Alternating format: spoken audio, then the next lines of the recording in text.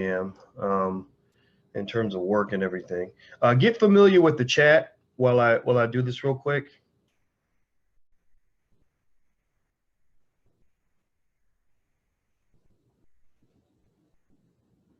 And this is going to be really good. This is going to change your life. And the reason it is because that's kind of what the goal is every time I put something together.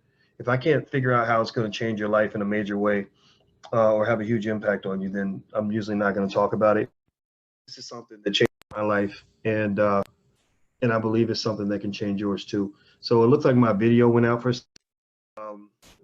So give me a second. I'll bring that back up. And also, if you haven't joined the Black Business School, if you haven't taken a look, I really encourage you to join the Black Business School, because the Black Business School, we're kind of like the underground railroad of Black business and economic education, meaning that, a lot of universities are federally funded by the government. We don't have any government funding. We do not accept money from the government because we don't want those kinds of issues. Most universities will die if Donald Trump decides to pull the plug.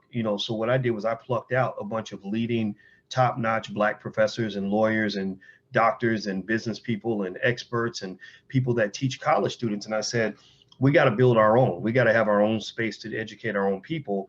And this was not my idea. I was not the first person to come up with this. This was something that was actually done with Simmons College of Kentucky, which is run by Dr. Kevin Cosby. And basically, Simmons College, there were a bunch of former slaves who basically said, we cannot wait around for white folks to educate our children. In fact, even if they offer to do it, we shouldn't accept it. Even if they offer to do it, even if they offer our kids a top-notch education, even if they offer our children the chance to go to school for free. You know what? A dope dealer will offer you all kinds of crack and heroin and meth and crystal meth for free. He'll give you any kind of dope for free. So because once you get hooked on it, he controls you in every way, right? So they basically said, even if white folks come along and offer us free education, we don't want that education because that education is inferior education. Why is it inferior? Well, it's because if you are Black and you're being educated by the people that have oppressed you, all they can really do is teach you how to survive under the conditions of your oppression. All they're going to do is they're going to show you the methods they understand, not the methods that are actually going to help you overcome the oppression that you face, right? So it's almost like with Black people, the reason that if you ever wonder why these politicians never pursue a Black agenda is because pursuit of the Black agenda is in many cases in direct contradiction to the pursuit of the white supremacist agenda. Well, it's definitely in direct contribution, not contribution. You know what I mean? You know what I'm trying to say. It's in contradiction. That's the word I'm looking for, not contribution, contradiction. And so anyway, that's why we created the Black Business School. We really believe that Black people should be educating Black people. And I see Socratic says, just join your Patreon. I appreciate it. He's referring to the League of Intelligent Black People. The League of Intelligent Black People is basically a group that we put together where we give you lots of free access, lots of free educational materials, lots of free content, lots of exclusive stuff that's better than what you get anywhere else. And we ask you to help us support Black media to spread Black intelligence throughout the world. We believe that Black economic empowerment and Black educational excellence should be the two leading gospels of the 21st century for Black people. So in so many ways, I'm probably like a preacher. And why am I a preacher? Well, because that's what I'm preaching. I preach Black economic empowerment, and I preach Black excellence in everything that we do, particularly when it comes to education. In fact, if you ever wanted to see the whole Black community transform in about 5 years, if we simply had our kids put as much energy into educational excellence and economic empowerment as we put into sports and entertainment, in one generation or less, half a generation, we would literally flip the script on the whole entire world. We would literally go from being last place to being in first place. We would go from being, I don't know, the old Cleveland Browns to the New England Patriots, right, or whatever. Or we would literally start leading the league in terms of success, in terms of positive outcomes, in terms of power, in terms of extreme capability. And I believe that we have that in us. At least I know you have it in you. Not everybody has it. Maybe some people just aren't ready. Maybe some people are too afraid of change. That's one big thing that holds Black folks back, is that we are by nature a very conservative group of people. Well, where did that come from? That came from slavery, because in slavery you couldn't be too radical. If you're radical, you got killed. So we became very conservative. Like, oh no, don't go over there with them Negroes over there, or them Negroes over there. They're gonna mess it up for everybody. They're gonna make master mad. You know, don't. That Negro. He said, why do we don't have to vote? Wait, that's a disgrace. That Negro's a disgrace. He gonna make master mad, and he gonna get all of us fired. What you talking about, boy? Right. So that's kind of what you get. That's what, that comes from our conservative, very scared tradition, where we're not. It's not so much a matter of believing that all the old ideas are wrong. It's a matter of having a fear of trying new ideas. We have an extreme fear of trying new things, and that's what holds us back. One of the reasons that white men have been able to have so much power throughout the world, and I'm talking about legitimate power, not stuff that they just stole and raped and killed for. I'm talking about, where they've come up with business innovations that have literally spread throughout the globe, is because they're constantly pushing for innovation. They're constantly pushing for innovation. Where's our innovation in our community? Our community should not be identical in the year 2018 to what it was in 1998. And in a lot of ways we are. In a lot of ways, we're still doing the same stuff, trying the same methods, using the same systems, and getting the same results. I don't believe in that. I believe innovation is the key to success. In fact, innovation is how you win wars. When I was watching a 12-hour documentary about World War II, I came to my brother and I said, I think I figured out how you win battles. And he said, what is that? I said, I came up with a philosophy. I called it the 4I philosophy. And I'm gonna see if I can remember what it is, because I literally didn't plan on talking about it today. But I think it was like information, innovation, and infinite industrialization. Information, innovation, and infinite industrialization. I said, if you look at World War II is all about information. Who had the information, right? Did we know how to crack the Germans, secret Enigma code in order to know what their next battle plan was? Who knew what the other side was going to do? Who had the best spies, right? Information is important. And the reason we lose the battle to the white man in many cases is because we don't have information, because he locks it all in a book. And we believe that reading is blasphemous. We believe reading is bad. We got people in our community who ain't tried to read a book since 1982. Who ain't read a book since their teacher made them read Mary Had a Little Lamb in the 2nd grade. So when you're not reading, you're not getting information, which means you're ultimately going to lose the battle. Give me 1 second here. Let me tell our people on text message that we're live, so they can come join us. If you want to get a text notification that when I go live at Dr. Boyce TV, text the word Boyce to 31996. Text my name, BOYCE, to 31996. So some of y'all who are already on the list, you probably just got a text message, or you're gonna get one in about 10-15 seconds. So I want them to know that we're live right now. So text the word Boyce to 31996. So information is important in winning battles. Innovation was important in World War II, because the sides that were able to have the best inventions fastest were able to actually win the battles, because it was a life or death situation. For example, the Allies, the Americans, had to figure out how to extend their radar system so they could see the German planes from a further distance, so they would know when the raids were coming. So they literally were rushing to figure out how to expand their radar systems. When they did that, it gave them a huge advantage that the Germans didn't have. So that allowed them to get an edge in the war. Well, innovation means, new ideas. We were just talking about this, right? If you don't have new ideas constantly being pushed to the forefront, then you're not going to win. The Black community doesn't get new ideas pushed to the forefront because in many cases we get old leaders who don't want to share power. In many cases, we get old leaders who don't want to listen to women. Y'all know the sexism is a big problem in our community. Don't lie, don't pretend. How come there aren't any Black women who have the same prominence of a Jesse Jackson, or the same prominence as a Al Sharpton or a Louis Farrakhan or anybody else like that, right? These are great people. God bless them for what they've contributed, but we need some women in the mix too. And I'm sure that hopefully these individuals would agree with me. I know all three of them, and I believe that if I said this, then they would agree. The question is, are we going to go ahead and implement that?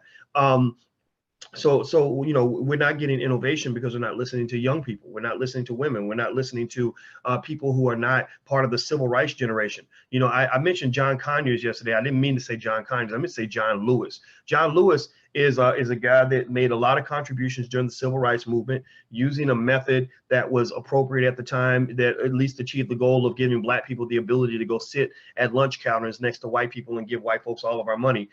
That's great. That's cool. I appreciate his sacrifice. I believe that he was sincere about it, but you know, he's not a leader anymore. He's not a person that many black people respect.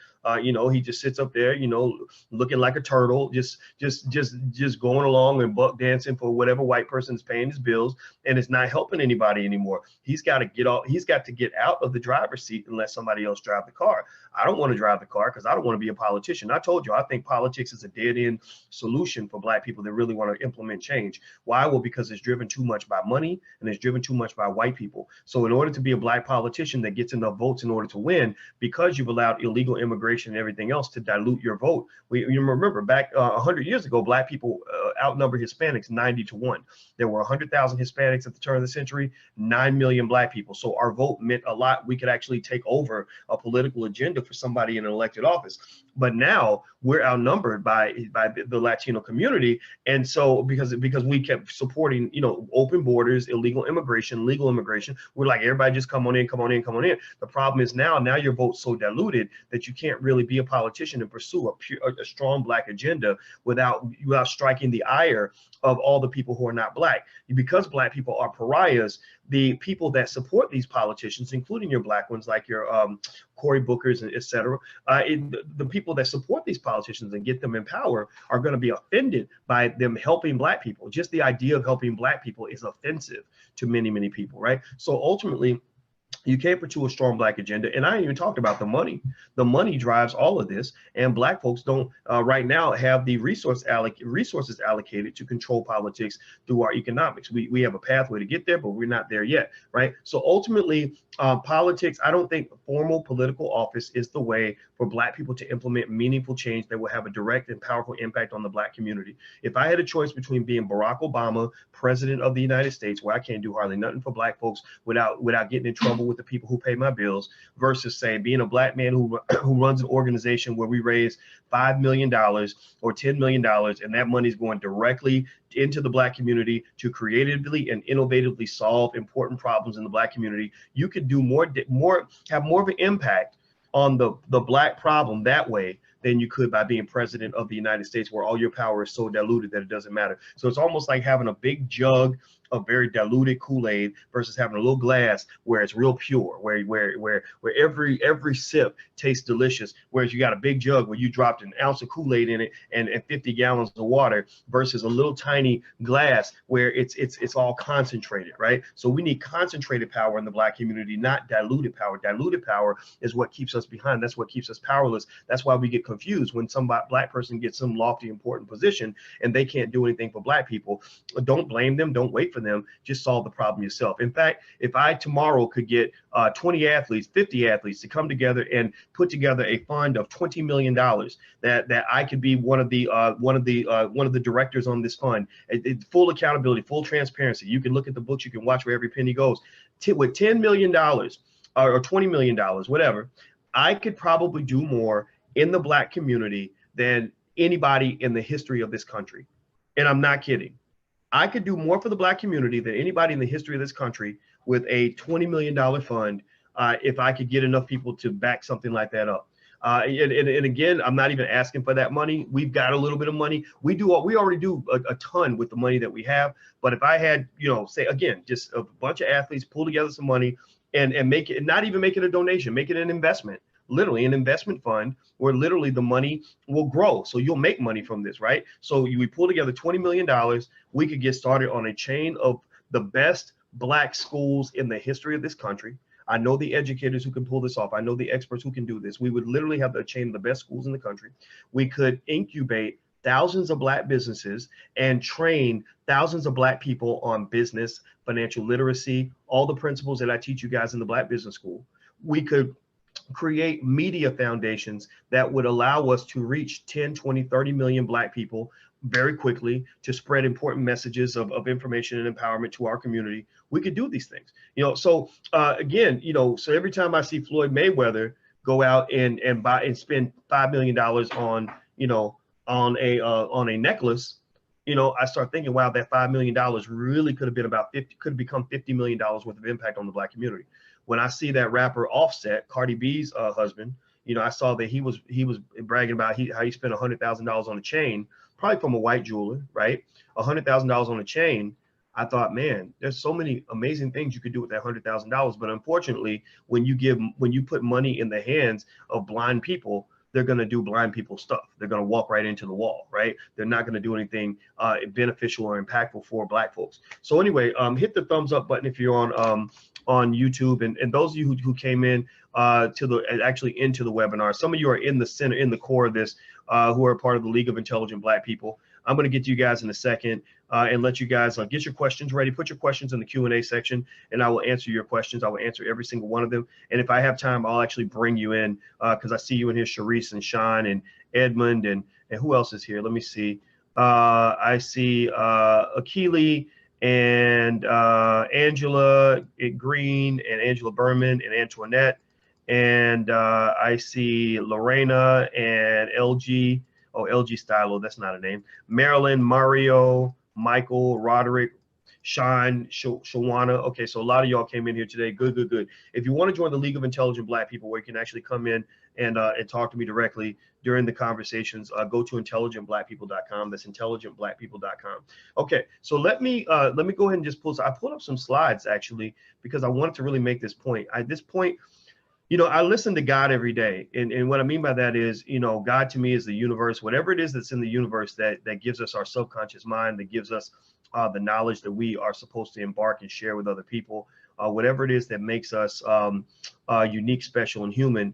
I tap into that. I tap more into my instincts than I tap into actual logic and intellect all the time. I am logical. I'm a logical person, but I believe that, if you really are into what you're doing, you should be into it, not just from a logical standpoint, but also emotionally as well. So a lot of my intellect is emotionally driven because I really am in love with what I do. I'm in love with you. I'm in love with this struggle. I'm in love with this opportunity we have to make a difference in our community that's going to last for the next 20 or 30 generations. Like, I'm in love with this, and every night I dream about it, and ideas come to me. And so this literally came to me when I woke up in bed. I got down to Florida. We drove the family all the way down to Orlando, and they think, just so you know, they all think I'm a weirdo, I'm sure, but that's what I get up and I'm like, we got to do this. We got to do this right now. And so in a way, maybe I'm a little bit like an intellectual version of Tupac. Tupac used to do that. He would just get up and go to the studio and just write all these songs, and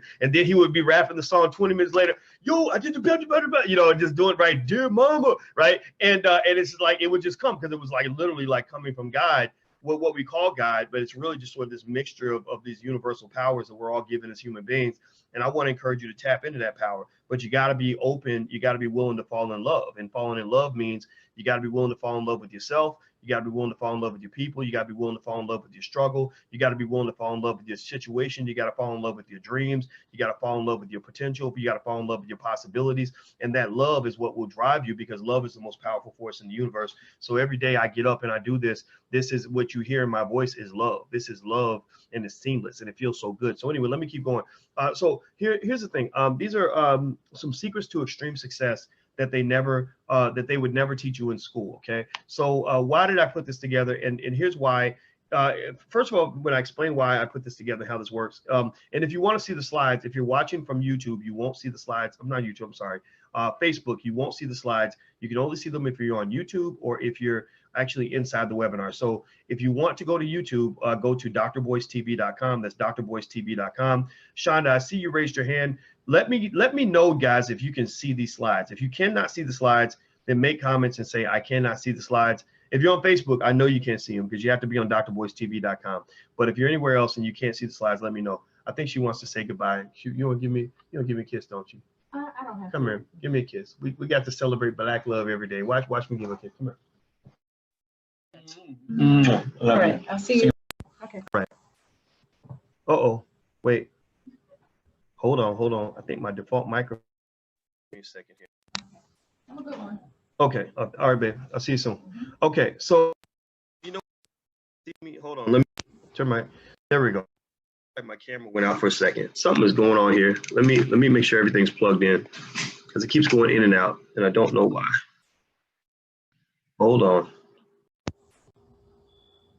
Okay, I think we're good. I think we're cooking with gas. The pic video went out when y'all kissed. Oh, did it? Oh, that's so funny. That's so funny. That's because this was PG-13. Mind your own damn business. Anyway, I'm playing. All right, here we go. Okay, so here's why the standard methods of success don't work for you. If they don't work, or here's why they don't work for a lot of people. I'm not gonna say they don't work for you, but I'm gonna say they don't work for a lot of people, and I can kind of explain why. Number one, the first reason that came to mind is you're black. You're black. In case you didn't know it, in case nobody told you, let me be the first one to let you know that you're black and you're not white. And that's important for you to understand because a lot of what you think about when you talk about like what it means to be successful, how to be successful, what processes should be successful, what education should actually work. Most of that was given to you by white people. I mean, think about this. Like, why do we think it's important to go to Harvard versus the University of Texas? Well, because white people told us that, right? I mean, we learned that from them, or maybe a black person told us, but a white person told him, right? And or why do we think it's better to work for IBM or Google versus working for Walmart? Well, because that's kind of what we were told, right? And so ultimately, a lot of the methods of success that we get are not designed uniquely for black people to solve black problems and to figure out how to overcome these, the issues that we face individually as black people. So a lot of the reason, I'll give you one example of a method of success that isn't working right now. It's the whole like go to school, go deep in debt, and then get a good job one day, and that'll make everything better. That model doesn't work. Lots of black college graduates are actually taking their family wealth and moving it backwards this generation. A lot of black families that they have first generation college students actually are worse off financially than they would have been if they had not gone to college at all.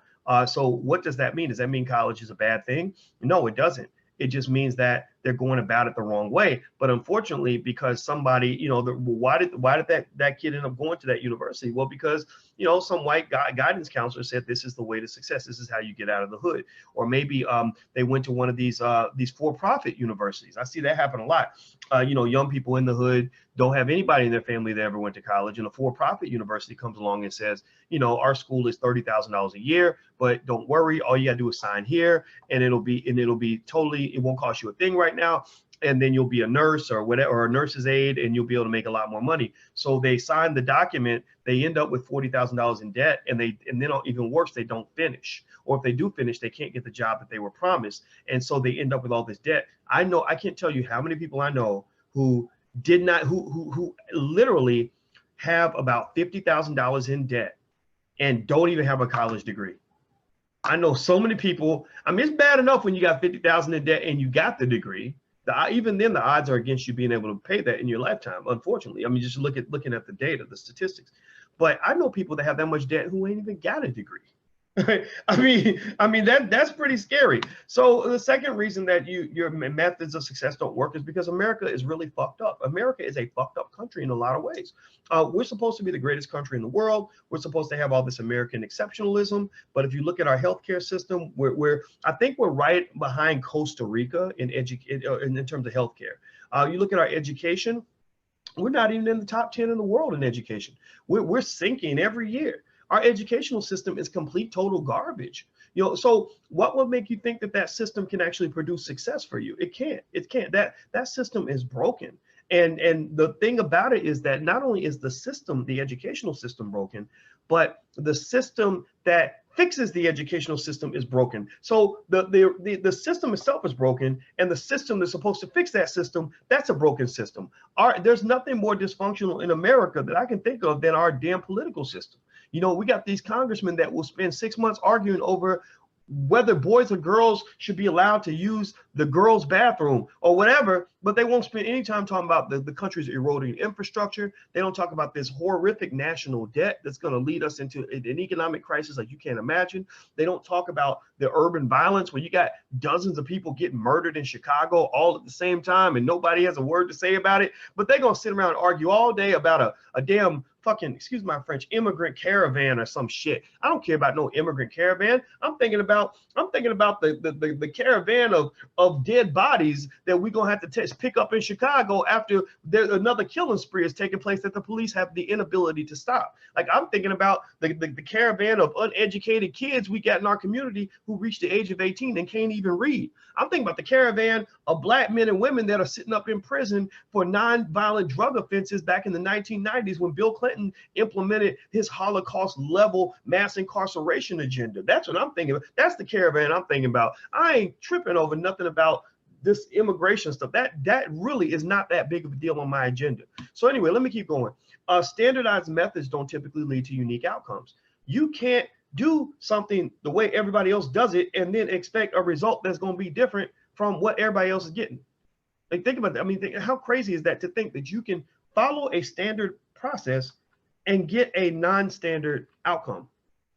You know, standardized education and all this stuff is almost like McDonald's, eating McDonald's every day. McDonald's is an excellent company in the sense that they've mastered the art of standardization. Every cheeseburger weighs exactly the same. They all have the exact same amount of cheese. They all get exactly X number of ounces of ketchup, X number of ounces of onions, right? It's 2 pickles, whatever it is, right? They have a process. They have it in the manual. Every cheeseburger gets this much beef, this much cheese, this many onions, this much ketchup, right? And they can, in that way, they can replicate the process 10 million times. That's how they can say over 4 billion served or whatever, right? Well, you know, if you're eating McDonald's every day, then, you know, you're not going to have the same health effects in your body of somebody who's eating a specialized diet that's optimized for them to have perfect health or to prepare them for the Olympics, right? An Olympic athlete, a person who wants to achieve extreme results, does not go eat at McDonald's every day. They don't eat anything every day that's standardized. Every day they're thinking about, okay, well, today I'm going to eat some root rot with some egg yolk mixed in with some chia seeds, so I can get my protein mixed with my vitamin D and my carbohydrates, right? That's what they're doing, right? They specialize, right? So success must require a specialized plan, not a standardized plan. Do you follow what I'm saying? Now I'm going to stop this share for a minute, and I want you all to let me know if you are able to see me, see the video, or see everything okay. Give me a yes if you're able to see everything okay. And I like to click around because I got real I got real self-conscious after one time I did a lecture and I didn't even know it, but the video had gone out or something like very early, and I was running my mouth the whole time and nobody was seeing anything. Okay, here we go. All right, good. All right, so let's keep going then. All right, so moving on. Hold on. Okay, come on. There we go. So the first rule of achieving extreme success that they will never teach you in school is you should question everything. Question everything. Question everything. Just the same way somebody who is training for the Olympics will question every ounce of food that goes in their body. You should question every piece of information that goes into your head. You should question everything I say. You know, just ask yourself, does this make sense to me? Do some research. You know, is there any research supporting this? Or, Boyce, what is your logic here? You just said some real crazy stuff. Like what is it that leads you to believe that you know, that this political strategy might work, or that this wealth building strategy is actually possible? I mean, you got to question everything. I'll tell you what. You know, I remember when I was in grad school, and I had a friend who was she was a divorcee, right? Check it out. So now she was a weirdo. She was a very weird person, and very pretty, but very, very weird. And I was curious to see, like, what kind of weird person would marry a weird woman like this. And so I asked her, and you know, because the other thing was she had a divorce. Like, the divorce was very messy, it was very ugly. And I was like, yeah, I was thinking, yeah, it probably was an ugly divorce because you're so strange. I don't know what kind of normal person would marry you. But I asked her, I said, when'd you get married? She said, when I was 22. I said, oh, so right after college? And she said, yeah. I said, so what made you get married right out of college? I said, I thought about it. I didn't really think that was the right time to get married. And most of my friends that got married out of college are now divorced. I said, so what made you get married right out of college? And you know what she said? I kid you not. She said, I don't know. It just seemed like that was the next thing I was supposed to do. And I thought about that, and I said, okay, and that's why, that's why you went through the misery of a divorce. Because I mean, again, there's nothing wrong with getting married at any age. My parents got married at 22, and they've been married for 44 years. But you don't get married, you don't make you don't take such an important step without thinking it through very carefully, without doing your homework. You see, a lot of young people, especially, I watch this with a lot of young people. They do a lot of things. They make a lot of major life decisions without even wondering why this is the best decision for them. They do it because everybody else is doing it. Like, oh, I had a baby because everybody else is having a baby, or I took this job because I needed money, and that was the job paying me the most money at that time. And then 20 years later, you've dedicated 20 years of your life to this job. Years later, no, literally a chunk of your life has been dedicated to this job, and you only took the job because they were going to pay you $15 an hour, and the other job was only going to pay you $13.50 an hour. I mean, really, really, you got to question everything. There's nothing wrong with questioning everything. The reason they don't teach you this in school is because schools they reward you for good behavior. Schools are prisons. Schools are basically educational prisons. Especially in our hood, they even got the metal detectors and the security guards and the handcuffs to go with it, right? Schools are educational prisons because basically their goal is to just control the inmates, just manage the inmates. And so what happens is you reward the inmates in these public schools for simply sitting down and shutting up and being quiet. You're more likely to get good grades if you are a dumb kid who's well behaved than you are if you're a smart kid who is asking too many questions. I remember going through that where I would ask a lot of questions. My hand would go up and up and up. And this even happened in college. I remember I had a confrontation with a business teacher because she got mad because I kept asking questions and I kept answering all the questions because I was so eager and I had read everything and I knew, and and so basically schools don't want everybody questioning everything, because the goal is to get you indoctrinated into a system so that you'll fit into other systems later on in life. Almost like, a kid goes through the orphanage, he goes through that system, then he gets ready for the prison system or whatever the next system is for him, right? So the same thing is true for you when you're in school. You either go into the economic system or you go into the prison system or whatever, but you're sort of going through one system to prepare for another system. So questioning the system doesn't work. Maybe your next system is the military. They sure as hell don't want you asking a lot of questions if you're in the military. God bless the soldiers, though. I'm not saying that I ain't got no. I love the soldiers that are part of what we do, and thank you for your service. I always say that every time I mention soldiers, I thank them for their service, because everybody out here criticizing the soldiers, ain't none of y'all got enough bravery to go out here and take a damn bullet to defend the freedoms that we have in this country. So let's just keep it real quick, okay? So anyway. But at the same time, we know that questioning systems doesn't go very far. It's more likely to get you labeled as a bad apple, especially if you're black. If you're black, you're asking too many questions. A lot of systems will spit you out, and it can kind of become a mess. But if you want to be extremely successful, asking lots of questions leads you to unique conclusions and unique outcomes. Now, I made fun of my friend a minute ago for being a weirdo, but I'm a weirdo too. I'm very, very strange. I see things in ways that almost nobody around me sees. At least once a day, I say something that makes other people look at me like I'm crazy. Well, why is that? Well, because I've questioned everything. I'm like, well, why do we do that? When I was in college, I'd be like, why do you feel like you got to go out and you have to go party every Saturday night at 10 o'clock? Like, why can't you be at the library at 10 o'clock? It seems like being in the library would probably help you get more paper and help you get ahead more than going to the party every Saturday. And then I'm going to go to the party, and I said, y'all not even having fun. Like, you're sleepy, you're bored, you're seeing the same damn people you saw last week. You're getting drunk, doing stuff that you're gonna regret the next day. Like, this is not fun. This is not fun. You got to question everything, but people don't like people who question things. So it's okay to question. The next secret to extreme success: one, break all the rules that don't make any sense. If you question things and you come across a rule that just doesn't make sense for you, then break it. Just drop that shit. Get rid of it. There's an old saying that says, great women are rarely well behaved. The great women are rarely sort of like sit down, shut up, do as you're told type women. Great women are usually women who question things and then they break rules. They say, no, I'm not going to do that because there's no rule saying I have to do that. And I think the same thing applies to men. I think great black people, period, are black people who broke the rules. You had to go through the shame so-called shame of breaking the rule, where you get rejected from the system, you lose your good nigga sticker. You know, that's what's going to happen. You start breaking rules and you're black, you're going to lose your good nigga sticker. So just get ready for that right now. But then you suddenly are confronted with this new reality, and where you can either look at the downside of it, like, oh my God, my life is terrible because white people don't want me no more. Or you can look at the upside and say, wow, this is great. White people don't want me no more, so I ain't got nobody to impress. I'm just gonna go out here and just be free. I'm going to go out here and live my life as a free black person. That's the trade-off, right? So I believe in breaking all rules that don't make any sense. I remember when I was let's see, somebody said, do I curse in this fashion at college? I don't know what that means. That's like that's a kind of that sentence is a little broken off, but do I curse in this fashion at college?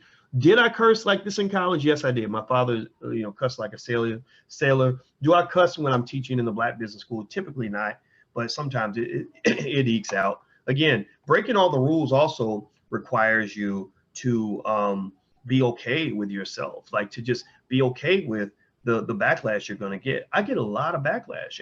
And people ask, well, how do you deal with that? I'm like, well, I don't even see it usually, because if you send me a message and you're sounding all stupid and crazy and like you don't like what I'm saying or whatever, I'm very, very happy to tell you to leave. Like, I'm very happy to say, this is not for you.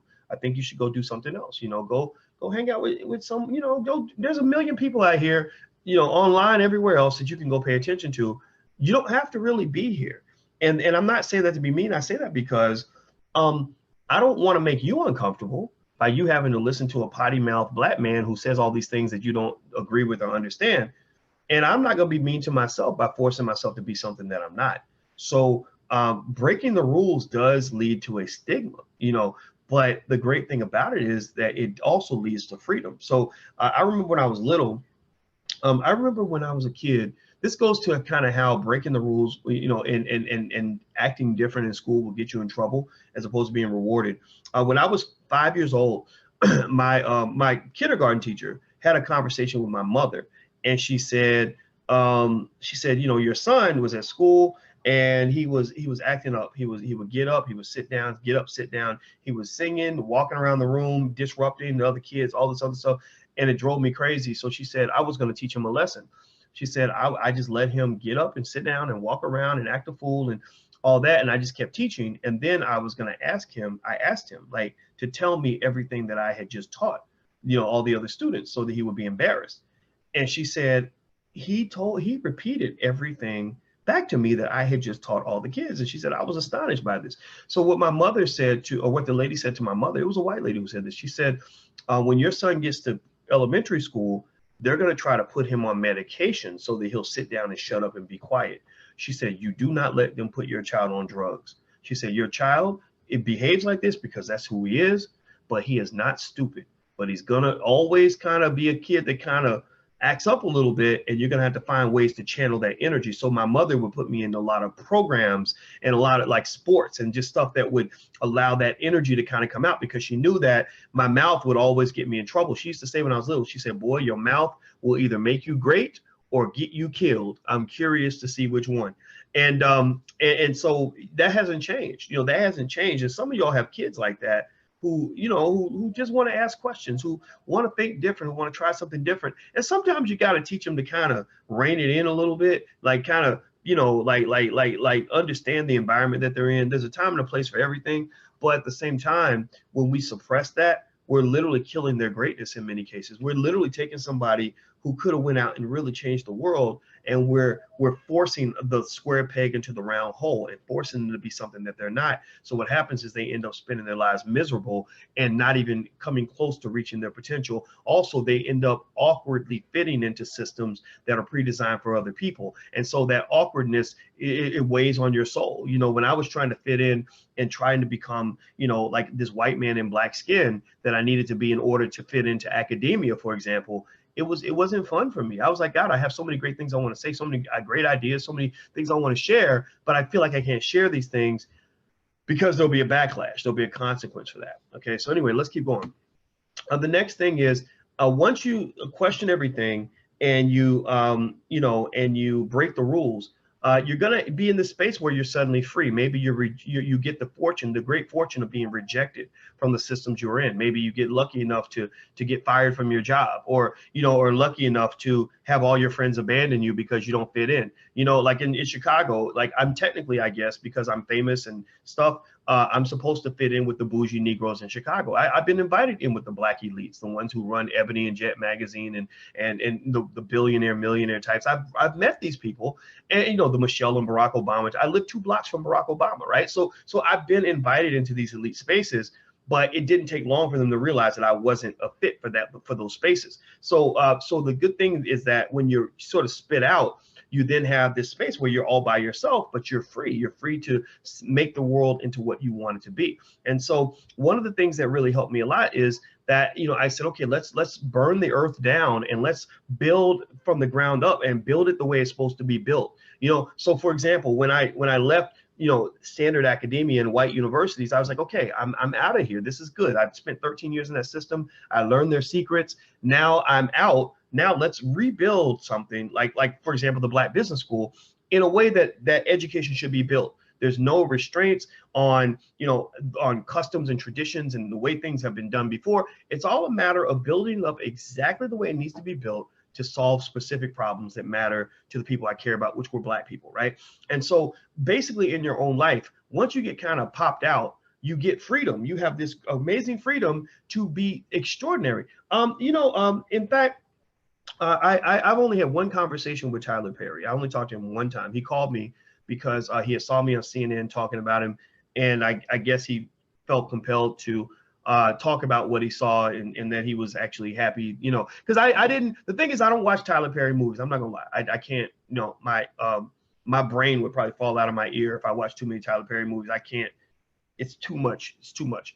I ain't gonna lie. Love you, Tyler, man, but some of that stuff, even you know, some of that stuff is coonery. That's why you're killing off Medea. You need to kill off Medea because that's some bullshit. But at the same time, you know, I think that there's a balance, right? I don't think Tyler Perry is a guy who is out here really harming people, and he's trying to help people in the way that he knows how. You know, he is creating jobs. He's out here in Hollywood doing it.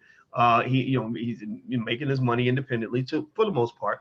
And also, you know, his logic for Medea is that he feels that comedy is a way to help people who won't go to therapy, right? To get into their souls and get them to think about things that they might not sit and talk to a therapist about. Now, again, I'm not saying it's right or wrong. I'm just saying that's what he said.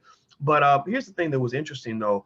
One thing that came up was we talked about Spike Lee's criticism of him, right? And I agree with Spike too. I mean, I think Spike had a legitimate critique, and I saw what Tyler was saying.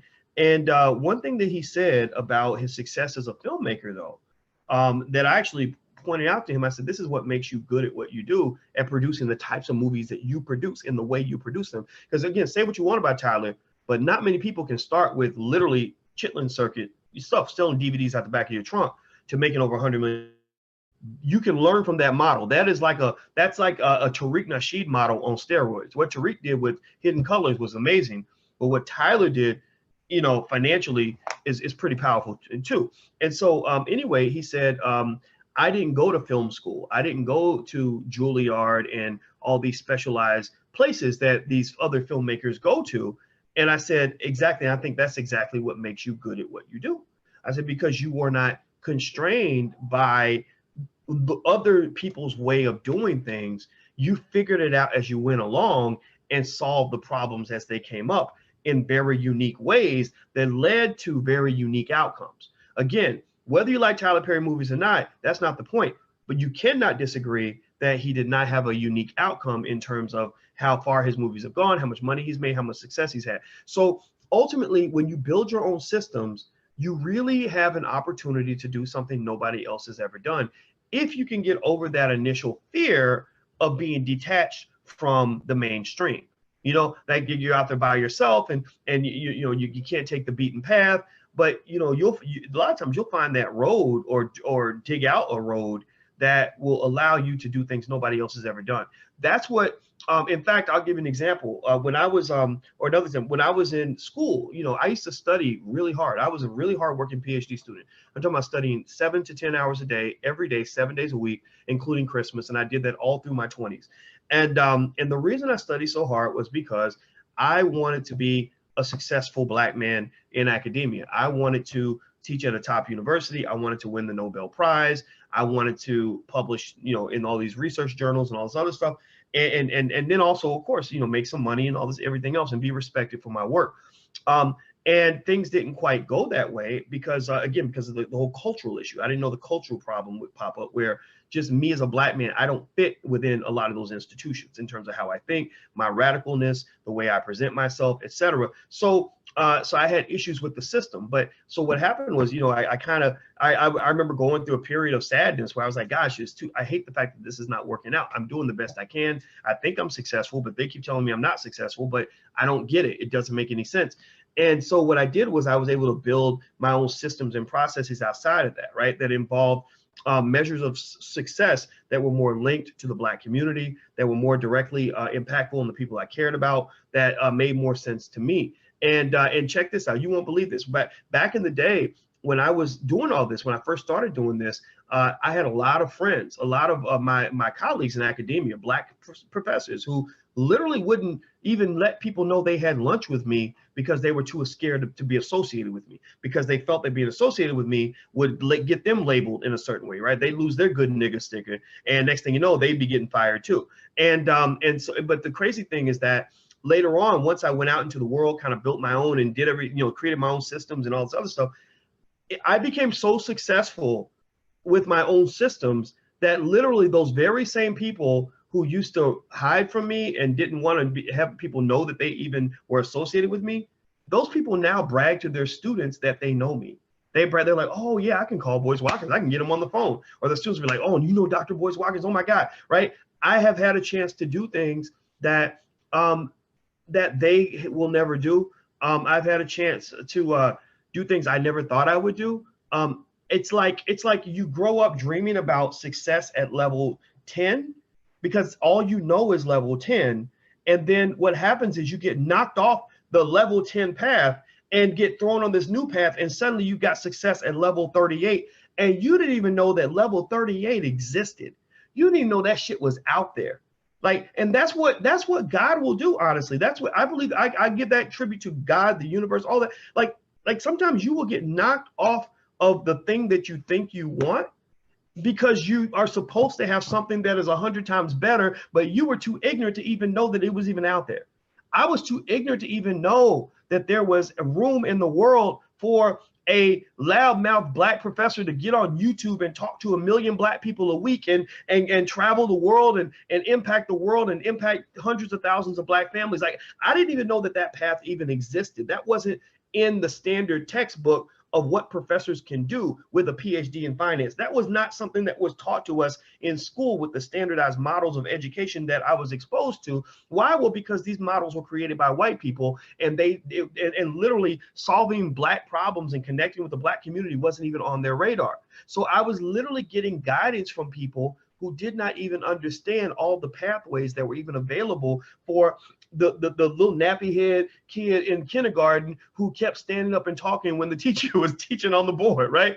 I didn't know that this was out there, right? All I thought that was out there for kids like that was prison, prison, rejection, unemployment, drug addiction, right? That's what I thought was out there for people like me. I did not know that there were brands of success, methods of and models of success that could either be created or that pre-existed that would actually embrace someone who does things the way I do them, right? So that's the key. It's really a lot like love, like, most of us have gone through that where you were deeply in love with somebody and you really wanted that person. And the idea of losing that person was like the worst nightmare that you could ever imagine. You couldn't even fathom not being with that person and moving on with life. Like, you can imagine your life without that person. And then the worst thing in the world happens, right? They dump you. And then you have no choice but to move on and figure it out. And then you move on and you're all sad and depressed. And then finally your friends drag you out and make you go out. And next thing you know, you meet somebody that is so great that you didn't even know somebody like that even existed. Maybe your ex used to get on you because you didn't because you didn't squeeze the toothpaste tube from the bottom, or you left your socks on the floor, and you meet a woman who who loves the fact that you leave your socks on the floor because she thinks it's the most adorable thing in the world, and she loves picking up your socks because she says it's great. It makes me feel like I'm helping you, right? Whatever it is, or your ex told you were too fat, right? And your booty, you need to work on shrinking your butt because your butt's too big, right? And then you meet a man, you know, your ladies, like you meet a man who's like, I love your ass, right? You know what I'm talking about, right? And that's kind of what it is. I think that happens professionally. I think we grow up madly in love with white people and white supremacist systems. Like we grow up in love with them and we spend our lives seeking approval from these systems. Like that's what we want. That's our dream. That's our desire. Right. And then and our worst nightmare is to be rejected from these systems. That's why Black folks, that's why we get on each other. Like what you doing? Why you need to be quiet. You need to learn how to play the game. Right. While they sitting there like, you know, down in like one margarita after another because white people done drove them crazy. Right. You know what I'm talking about. You ever see a group of people that like will have a really lively and sad conversation? Just gather a bunch of like corporate Black people and at a bar or something and have everybody talk about the shit they're putting up with at work, right? The microaggressions that they deal with on the job, right? They'll talk all night, right? And be drinking liquor, the whole bourbon, whatever, the whole time because the stress has like literally like driven them insane, you know? And so anyway, you know, basically we grow up madly in love with white supremacist systems. Our worst nightmare is to be rejected by those systems. And sometimes what you find, though, is that the people who achieve extreme success who are Black are exactly the people who've been rejected by those systems the most. And the Black people who achieve success within those systems are the ones who get very disappointed because the success is not what they thought it was going to be. You know, they're thinking, oh, I always thought that if I became the chairman of the board or the senior vice president, my life would be better. I'd be happy. And then they're like, confused because they're like, man, I'm miserable. Like the racism at the top is damn near as bad as the racism at the bottom. Here I am, me and Michelle up in the White House, and I still can't do shit for Black people. You know, like I can't even be Black in public. You know, I mean, that's a terrible feeling. So sometimes getting rejected from the thing you want really is you know, God in the universe's way of introducing you to the thing that you should have wanted, but you were not smart enough to know what you really should have wanted because you hadn't been exposed to it. You hadn't been exposed to it. So that's kind of what happened in my life. I was exposed to things that happened professionally that I didn't even know were out there because I was clinging so much onto what I knew, you know. So, but I can tell you, you know, there are at least 50 things I could say that I've done in my life in the last 25 years that I never thought I would do. I never thought I could sit here and casually say I've been on CNN over 300 times. Or 200, I don't know, something like that. I don't know. I've been on Anderson Cooper's show so many times, I can't even count. I mean, you could literally show me a clip of me on that show and I will be like, oh yeah, that's right. I think I remember that from 2007. That's weird. I never thought I would be able to say little things like that. I never thought I could say that I've gone to every single continent and made millions of dollars giving speeches and, you know, all kinds. Like I never thought that would be something I could talk about. I never thought I could say that, you know, I've educated, you know, tens of thousands of Black families or hundreds of thousands, or that I could go to countries I've never been to before and have people stop me on the street. Like that was something I didn't even know that was even out there, because if I'd known it was out there, I would have aimed for that from the beginning. I just wanted to be down with white folks. I just wanted them to give me a good job and pay me well and take good care of me. Like, so I'm just telling you that your kids who are a little bit outlandish and a little outrageous and a little bit boisterous and a little bit, you know, maybe they question things or they break the rules a little bit. See if you can find a way to take that energy and apply it in a way that's going to be good for them and good for your family and good for the community. Don't give up on those kids. Okay. So anyway, if you're interested, we actually have a program in the Black Business School on goal setting, motivation, life management, as I call it. It's called Black Keys to Greatness. I just want to show you guys this real quick. And then I'm actually going to answer some of the questions from those of you who are inside from the League of Intelligent Black People. Basically, this program at blackkeystogreatness.com, we talk about secrets to time management. I'm really, really good at time management. I learned that time management is the key to success. And what I do is I break my day into 15-minute intervals. And I'm very, very specific about all the things. I've analyzed all the things that we do in our lives that waste time and keep us from achieving our goals. So time management is important because time is the #1 asset that you actually have to invest. It's more important than money. Next, overcoming obstacles. That's a big one because a lot of us run into obstacles and we either give up or we are emotionally flat to the point where we are traumatized and fearful of trying again. I have methods to kind of overcome that and kind of deal with that. I run into obstacles every single day. Setting goals and accomplishing them, that's extremely important. The ability to focus is actually more important than actually having the skill to accomplish things. I don't really care how talented you are. That doesn't mean anything if you're not focused. If you're not focused, if you're talented, so in fact, sometimes talent can be a curse. A lot of the most talented people I've met are so talented that they want to try to do everything, and when they're trying to do everything, they accomplish nothing, right? So sometimes it's not so good to feel so talented that you think you can just do every single thing that comes in front of you. Sometimes it's best to be modest and say, I'm not that good, so I'm just going to do this one thing. And I guarantee you, if you take two people, one of mediocre talent, one of extraordinary talent, and this person has spent 20,000 hours doing the same thing, and this person has only spent 1,000 hours doing that same thing, this person's going to beat this person badly, right? So the little things like that, dealing with setbacks, dealing with haters, I think that's really important because as you become more successful, you're gonna have haters, you're gonna have critics, you're gonna have jealous people. But as Malcolm X said, he said, if you have no critics, you will have no success.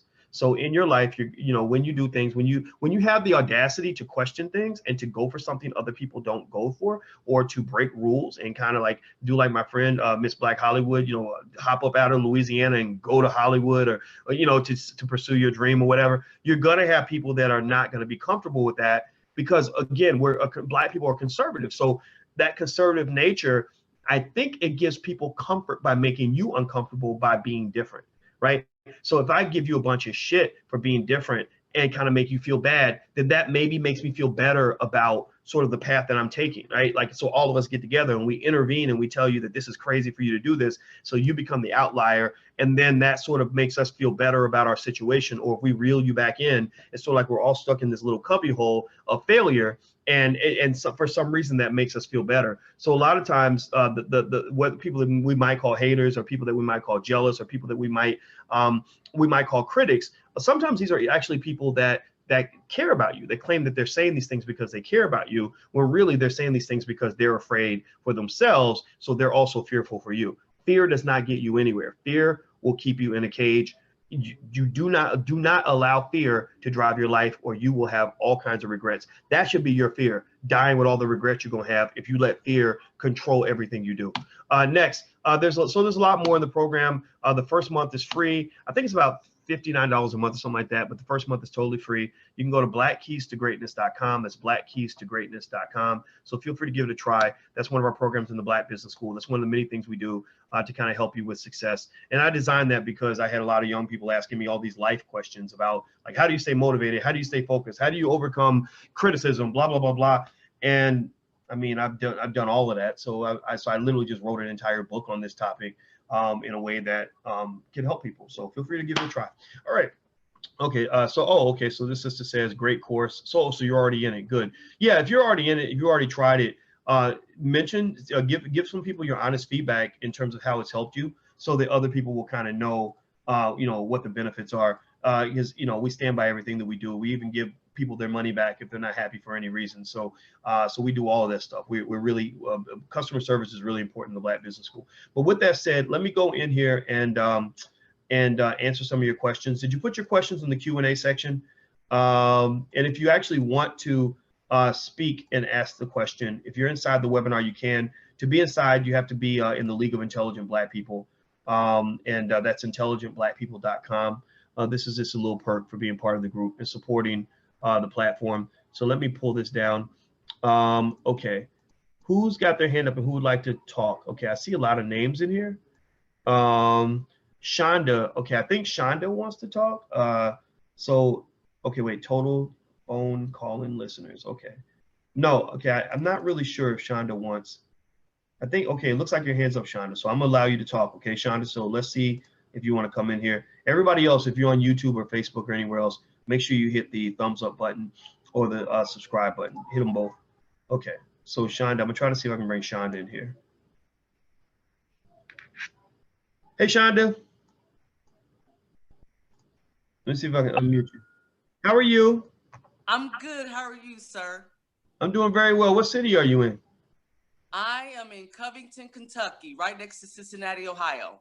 Oh yeah, I drove through. I think I might have drove near Covington. No, no, I didn't. No, I didn't. Because I was driving down from Illinois, but I did drive through Kentucky yesterday. But I do know Covington very well because I used to drive to Cincinnati all the time. Oh yes, oh yes. So my question is this: I did not vote in the midterm election because there was no Black agenda. Period. I was unhappy about it. I held out on my vote. Um, you know, you know, they promise, they tell you that they're going to give you something, and they do nothing. And it's like a um, false hope, no just nothing. They give you nothing. And we have the pastors in the area um, who endorse these politicians, and what happens is that people go to these churches and they dump millions of dollars into these churches, but get nothing back. No one's doing anything, and these politicians and pastors and bishops are making oodles and oodles of money. So what I wanted to do, myself and a couple of other people, we wanted to get together and start our own political party. And hopefully that, other people will jump in with us and support us in that. We're grassroots. We just, right now, we're just brainstorming. So my question to you is, where do we start? Yeah. Okay. Well, where I would start is, I can start by telling you how I can help you. If you want to start your Black political party, maybe send over like an outline to manager at boycewatkins.com, and I'll mention the party. If you tell people where they can go to join, I can mention it. I wouldn't say I'm a political scientist expert. I'm a political science expert. I'm not. But Dr. Claude Anderson also, I'll bring him in, and maybe we can have a conversation about how to start a Black political party. But I would definitely start by thinking about what your agenda is. Like, what is your party platform? And also, what is your goal? What is your goal of the political party? In Powernomics, Dr. Anderson talks about Black people coming together and voting as a block, and not necessarily, having a specific candidate that they're running, but kind of saying, doing what labor unions might do and say, if you want our endorsement, you can be Democrat, Republican, or independent, but you have to come to the table giving us something specific that you're going to do for our community to solve, problems that are specific to us. And so I think it's good. I think forming that coalition is a good thing. So when you're ready, just let me know. I'll be happy to help you. Okay. Thank you so much. I appreciate your time. All right. Absolutely, sister. Take care now. Bye-bye. You too. All right.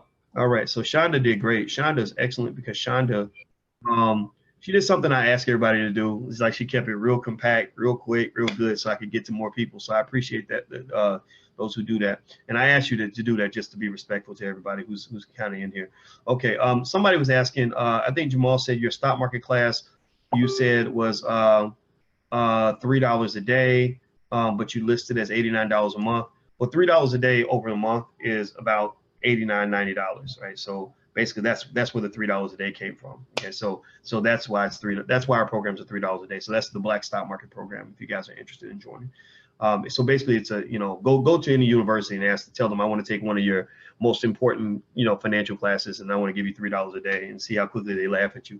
But actually we have a great program, and with leading experts, very, top-notch people. My dissertation was on the stock market, and also I taught the stock market at Syracuse University and Indiana University, University of Kentucky. In fact, I probably taught about 15 different finance classes, everything from international finance to investments to corporate finance, all that stuff. So it's kind of cool. We have a lot of range there. All right, Adrian Cutter, I'm bringing you in next. So I'm gonna see if Adrian's available. And actually, okay, it looks like Adrian might be here. Adrian, can you hear me? Okay. Hey. Oh, there he is. Okay. All right. Because I was gonna bring in Alan also. Because sometimes people come in and we can't hear him. So Alan, I got you on here, but I'm gonna leave you muted, and I'll let Adrian ask his question. How can I help you, brother? What city are you in? Hey, I'm in Gainesville, Florida. Oh, so you're in Florida like I am. I'm in Orlando. Nice. Good to see you, brother. All right, I'm gonna keep it quick. I'm trying to go back to school, and I wanted to know, like, what are the benefits of going back as opposed to just focusing solely on like investing? Do you have a college degree already? I have a bachelor's. Okay, what was your bachelor's in? Cardiopulmonary science. Okay. And so do you have an interesting goal? It sounds very healthcare related. Do you have an interest in being in the healthcare business, or is it kind of done for you? Not really. I'm trying to go in like more IT, Okay. like the IT field. Okay. And are you looking to like start a business or maybe go work for a company or one of each, or what do you think? Maybe later on down the line when I get like more training, or because I know you don't just jump into business. So Right. Okay. Yeah, I mean, you definitely need more education and more training, right? The question is, what's the most efficient way to get that in terms of time and money, right? And so I can tell you this. I know that on the online, there's a lot of really good tech programs online that are better than college, better than college because you're learning exactly what you need to go and achieve a specific goal for certain companies. Like there's one tech company, one tech school, I forget what it's called, but it's online. It's not that much, like a couple $100 a month, that's backed by Apple and Google and IBM and stuff like that, because they got tired of the universities, putting people in all this debt, teaching them a bunch of stuff that has nothing to do with what they need to do on this job. You see what I mean? right. So if I were you and I was looking to go into tech, I would definitely put that energy into the training, maybe allocate, just in your mind, whatever free time you have. Just literally, you got 168 hours in a week. You budget your time the way you budget your money. So budget your time. You got to go to work.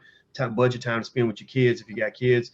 Budget time for leisure, but then budget time for this, and just literally mark it off almost like a time clock to put in, say, 10, 15 hours a week, whatever that number is, to like moving forward in your tech skill and your tech training. And then when you get done, the programs that give you some sort of certification are good because that gives you something you can show to people, when you're either looking for clients or looking for a job. So that's like 3 levels, right? You can get a job for a company, or you could just be an independent contractor and get clients, based on your skill. Just make sure that what you can do is needed and know where to take that skill. Or you can have your own company, eventually at some point as well, which I agree with you. It's probably something that you want to do like a little bit further down the line, but I think that could be like a good long-term objective. Does that make sense? Okay. Yeah. All right. Well, thank you very much, brother, and I wish you good luck. Keep me posted on how your progress goes, okay? All right. Thanks. All right, Black man. All right. Okay, Alan, I'm about to bring you in, my friend. And there we go. How you doing, brother? Hey, wonderful. Good morning, doctor. How are you doing today? I'm doing very well, very well. You know I'm gonna give you shit about that cigarette, right? I thought I could put it down before you seen it. Oh man, don't. Hey, look, I won't make fun of you for smoking if you won't make fun of me if you catch me in line at Burger King. Well, I got that problem too, because it seems like every time my elbow bends, my mouth opens as well. Oh yeah, brother. I shoot, man. I don't shame me. I won't shame you. What city are you in? I'm in Rock Island, Illinois, Quad Cities, about 2.5 hours west of Chicago. Yeah, I know Rock Island. I think I spoke there one time. Yeah, I remember. Nice area. Yeah, well, brother, I had a 2-part question for you. As far as your net worth, how much do you use for an investment? And I understand it has to be in several money-making vehicles. And what percentages would you put in those multi-making vehicles? Well, that's a complicated question in the sense that it's kind of personal. But, the way I would look at it is that, I think that there are 3 major, areas of wealth. There's real estate, stocks and bonds, and then there's, businesses like entrepreneurship, right. Owning a piece of a business, even if you're not running the business, just owning a piece of the business, something like that. And so I think kind of having something at play in each of those 3 areas is kind of a good benchmark to kind of go toward. In terms of like how much of the net worth should be invested in active assets, I would say the majority of it, well, a lot of your net worth might be, just things you own, your car and stuff like that. But those are depreciating assets. Appreciating assets. I think a basic way to start would be, number one, try to be a homeowner. That's one asset you have that's going to grow in value, where you're making money by not even doing any work. That's what, absolutely right. And then being active in the stock market. Everybody who's watching me right now, I really, really want you all to just commit today to saying, I will be a stock market investor by the end of the day. I don't care if you invest in $5. Everybody in here got $5. If you ain't got $5, email me. I'll find a way to send you $5. Yeah. So Well, I like your idea on how to do stocks as well, because that's one thing I did pick up from you. No matter what the stock is, hang on to it. yeah, well, I mean, you can't, it's okay to sell sometimes, but I think just getting in the habit of saying I own this thing and it's just mine and that's it. I'm not going to do anything with it. It's almost like football. Like I was watching Thursday night football with Cam Newton and against the Pittsburgh Steelers. And sometimes you see a quarterback in the pocket. And there was one play where Ben Roethlisberger, the quarterback for the Steelers, got back in the pocket and his protection was good. So he just stood there. He stood there waiting for a receiver to get open, and he threw the ball 50 yards down the field. But then you got some quarterbacks, they get in the pocket and they're so scared of getting sacked, their feet are moving and they can't concentrate. Right. They can't make the play because they're so worried about getting sacked and they're running around. Sometimes you just gotta chill, just sit there, right? Right. So sometimes with investing, it ain't about like, okay, I bought it, gotta sell it, gotta buy it, gotta sell it, gotta make a move, gotta make a move. No, sometimes you just buy something, you just own it. It's just yours. Like that old clock sitting in your living room that's been sitting there for 20 years, you ain't even pay no attention to it. Right, yeah, because I was looking at it more just to be able to pass on for my family. You can pass it on, or it's just there in case you run into a financial situation. Maybe you got to borrow against it, or maybe you even have to sell it at some point for some reason, or maybe you sell it so you can invest in something else. But everybody should have like capital, and capital is something that you never like spend at the mall.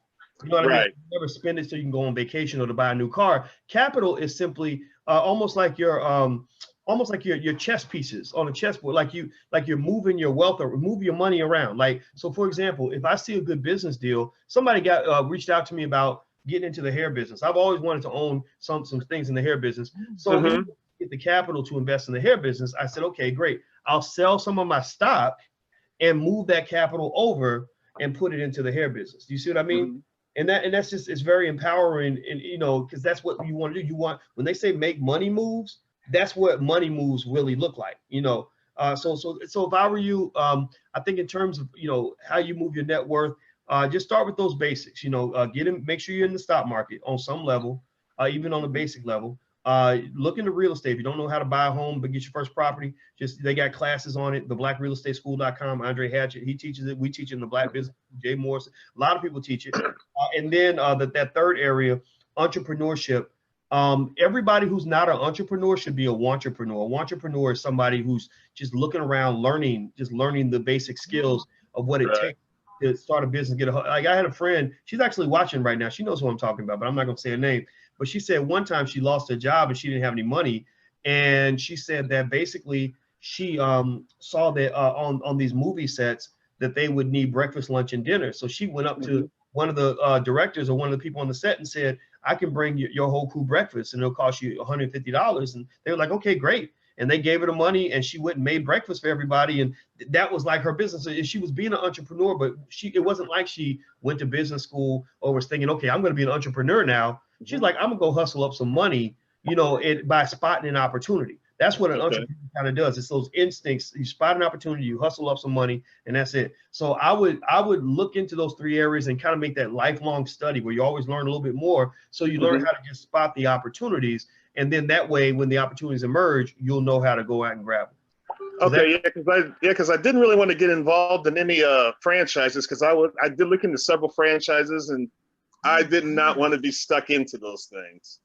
Yeah, franchises, there's so many of them out there. And I'll tell you, if somebody's real interested in digging deep into that, I know in the Black Business School, we have the Black Franchise Program, where we've got an attorney, Tanya Nebo, who's really good, really experienced in it, who can teach you all the ins and outs of buying a franchise. Franchises are, sometimes they work for some people, sometimes they don't work for others, but there's thousands of them, so one might be bad, another one might be good. And she's just good at kind of explaining the ins and outs. And a lot of people make a lot of money with franchises. It's a great way to go into business if you don't have an idea. Because I have one more quick question for you. Do you recommend the Chapter S Corporation? Do I recommend the S? I mean, I think LLC. I'm by default, unless there's a specific reason, you go for something different. That's what I would look at. So I would kind of start with something that is basic, and then if you need to be more advanced, the question is like, why? right? S corporation is a little more advanced than an LLC. Mhm. I'll tell you, attorney Nicole Compton, every week, she knows all of this stuff in extreme detail. Every week she's in the Black Business School answering questions, and she's a damn startup specialist. She's a lawyer. Her program is blackmoney103.com. It's the third course in our Black Money sequence. That's blackmoney103.com. And the first month is actually free if you want to give it a try for 30 days, see if you like it. But she is good. I mean, anybody who learns from her, just you walk away feeling like, okay, I'm not scared anymore. There's no questions I can't answer because I got this sister girl who knows the law, who is telling me which documents to fill out, what not to do, all that. So I think having a guide is kind of how you go into new territory. You see what I mean? Okay. I don't recommend going into new territory without a guide, because then you're going to pay a very high cost of learning, because you're going to learn through major financial mistakes, as opposed to learning because somebody just says, well, don't do that. Here's why. You see what I mean? All right. All right. Okay. It was good talking to you, brother. And, all right. No, I look at your shows all the time. I remember one night I caught you late in the evening. You was online with Damon Dash. That was great. Good old Damon Dash. There's only one Damon Dash. Before him, there were none. After him, there will be no more. No, you got that right. All right, brother. Well, I got somebody that has to go outside anyway. I do appreciate it. Oh, thank you, man. Talk to you soon. All right. Bye-bye. Bye. Okay. So, you know what? Let me hit the thumbs up button real quick. I got to send a note to somebody in my team who was expecting me to show up for a meeting, but I didn't. I missed the meeting, so let me send the note real quick. Hit the thumbs up button if you're on YouTube, and also if you want to get text alerts when I go live, you can text the word Boyce to 31996. Just text my name, Boyce, to 31996. Okay.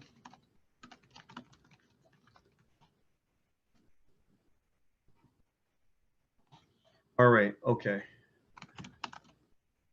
All right. I got about 9 more minutes, and then I got this meeting with my the president of my company and my accountant. Okay, Angela Green, I'm gonna bring you in, and Vincent, I'm bringing you in, and Larone, I'm gonna bring you in. So what I'm gonna do is just talk to you one at a time, and if we can answer our questions quickly, that would be great.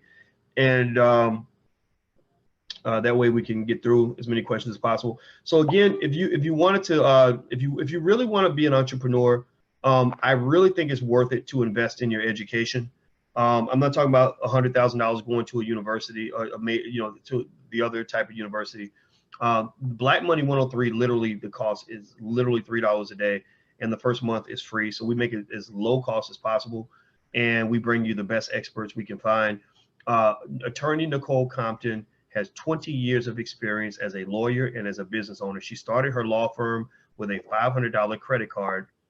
She has been practicing law for many years. She has helped hundreds and hundreds of people. She answers questions every week. She's extremely dedicated, and you get a degree certificate once you're done with the program, once you watched all the videos. So go to blackmoney103.com, sign up, and she'll tell you everything you need to know. You could just go and do it by yourself, but if you do that, you're gonna be like me. You're gonna spend tens of thousands of dollars making mistakes, when it's best to go into new territory with a guide, because the guide can help you get over your fear and any information you don't have. So feel free to give it a try. All right. So Vincent, how you doing today, man? Everything good, Doc. How you doing? Doing good, brother. So where you at? What city you in? I in Harrisburg, Pennsylvania right now. Oh, so you got that Harrisburg, Pennsylvania accent. Yeah, very much so, very much so. I'm a transplant. I've been living in the States for a while, and I got a big project that I'm working on. I'm also an artist, so you talked about the distraction thing, but I got like several projects going on. Like I said earlier, I was looking at your videos for a couple of months. I just opened a creativity board on Facebook, and I'm doing something as I've rebranded myself as the Caribbean Mad Hatter. And you have my email because I've been studying it, how you track people with email and everything. And I'd like to talk to you and see if we could get together and form like a group called the Caribbean Mad Hatter Group. Everything we do and sell, we donate 3% of the profits to the Caribbean. So when a hurricane or different catastrophic things happen, we could take care of ourselves. We don't have to wait for them to send ships, supplies, food, water, ice, something as simple as ice. People don't know how delicate that could be. The lines will be miles just for ice, not even gas. So since the last 2 hurricanes, I've been feverishly drawing pictures to make my own brand and sell these products. So I want to share one of them to you to show that I'm serious. This one is the light above the bridge. So one of us got to shine a light to make something happen, and nobody ain't shining a light. So there's many people in different places shining a light, but I want to bring all of them together so we could shine a light that they can't deny this light. Right. Okay. Well, you know what I can do for you for sure is when your group is set up, you know, if you have a way that people can support and be a part of it or check out your art, I'll be happy to share that. You know, I know you're part of the League of Intelligent Black People, so as kind of a give back to you, and this goes for anybody that's in the organization.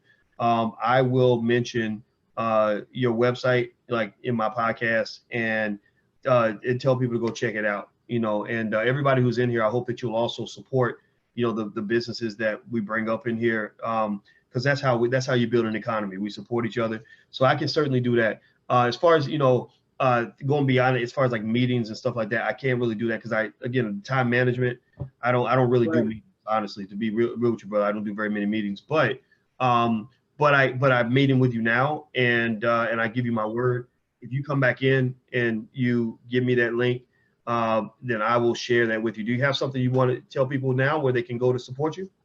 No, I don't have nothing to support. Like I said, I'm just a dreamer, and I don't want no time per se, and I don't want this to be about my art. I want it to be mainly about shining the light that if all of us could come together, like that lady said earlier about the political party and stuff, if all of us come together, the light that we could shine will be so bright that there won't be no denying the will and the power of unity.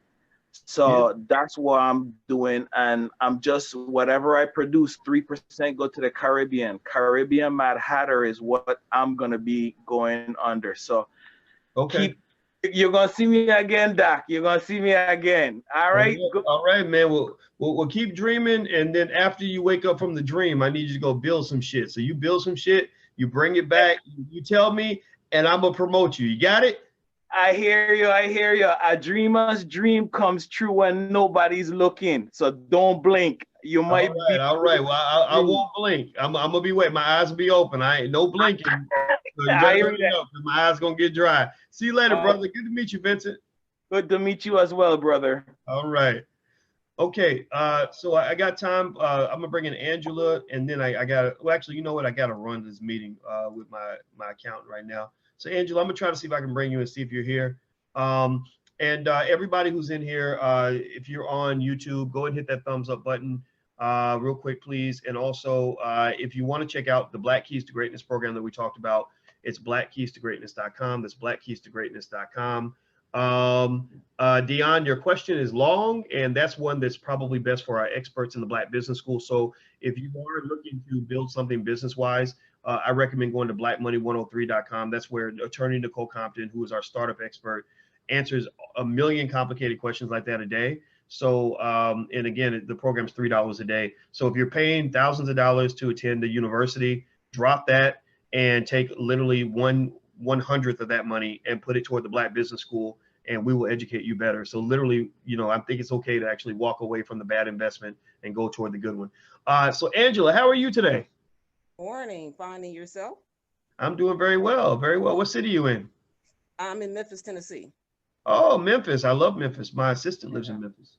Yeah, I think I heard of that. So I'm not going to you long because I know you said you had to get away, and I'm multitasking myself. I'm an attorney here, and I know. Remember you asking or mentioning how it's important that Blacks control the industries in which they excel in.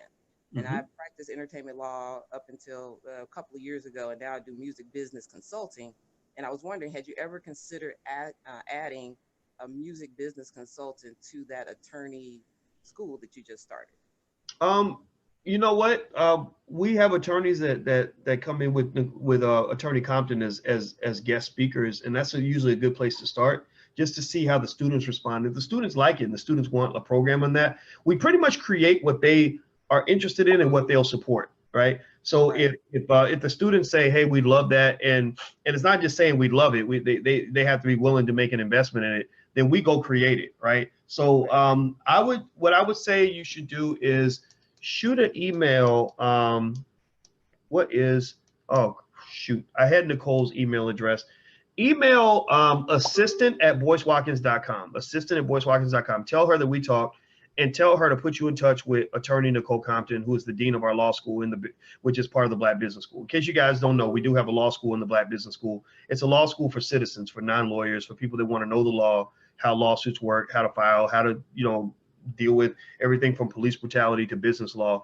So I'd like for you to know Nicole and talk to her about what you just talked to me about, because one of the things that I know for a fact is that in our community, we have all the experts that we need. We have so many Black experts that are working for these companies and organizations or these law firms. I knew this brilliant lawyer who worked for a law firm, and she said, there are 400 lawyers here and only 2 of us are Black. And she was dying to get out, so our goal is to try to create spaces and platforms where they can get out and really do what they really want to do.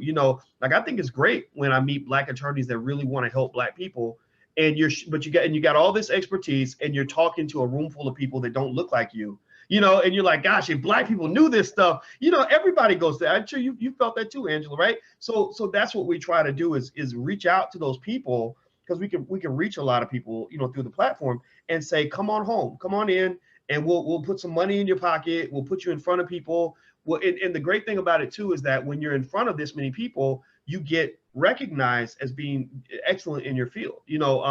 Like Demario Solomon Simmons is now really widely recognized as one of the great Black attorneys in America, because he's been seen by a couple million Black people through the platform. So it's kind of like a double whammy. We help them make money, but also we help them to achieve the goal, which is most people that are professionals, they want money and they want fame or respect for their work, quality work. Not so much fame, but just, like a lot of lawyers I know would love to be like the next Johnny Cochran or whatever it is, right? So basically that's kind of what I think we're able to do uniquely, which makes me very excited, because a lot of the people that we love are the people that they might hate, Like for example, we love Maxine Waters. They hate Maxine Waters. We love Cynthia McKinley. They hate Cynthia McKinley. So my thought is, we love Marcus Garvey. They hate Marcus Garvey, right? So my thought is, why don't we have spaces where the Marcuses and the Cynthias and whomever can come into those spaces, be who they're going to be themselves, teach in the way they want to teach,